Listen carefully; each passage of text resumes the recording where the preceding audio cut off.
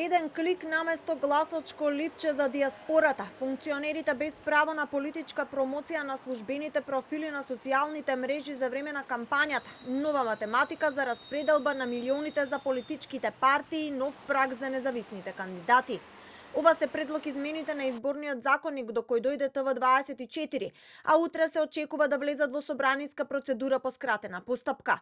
Според документот, предлог измените треба да ги затворат правните празнини, да ја зголемат ефикасноста во процесот и да обезбедат потранспарентни избори.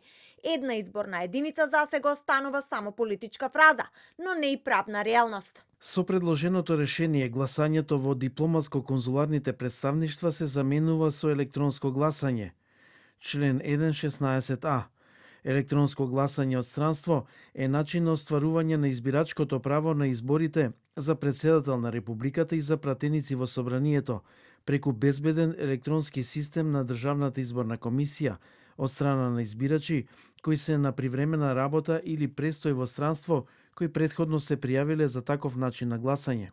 Најмалку 0,8% потписи од запишаните гласачи се потребни за независните пратенички листи.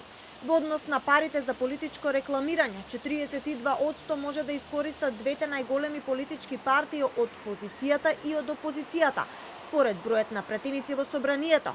8% за партиите со пратеничка група, 5% за унија без пратеничка група и 3% за вонпарламентарните партии и независните кандидати.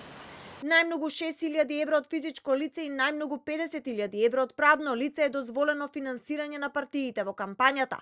Ако висината е поголема, разликата меѓу дозволеното и донираното да се префрли во буџетот.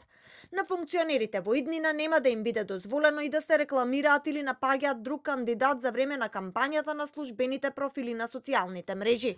Член 7. Во постојниот член 8б по ставот 6 се додаваат ставовите 7 и 8 кои гласат: за време на изборната кампања, носителите на функции во државните органи, органите на општините и на градот Скопје, на државните институции и организации, како и на правните и други лица на кои со закон им е доверено вршење јавни овластувања, не смеат да ги користат ниту институционалните, ниту своите службени профили на социјалните мрежи за поддршка, промоција или дискредитација на учесниците во избори.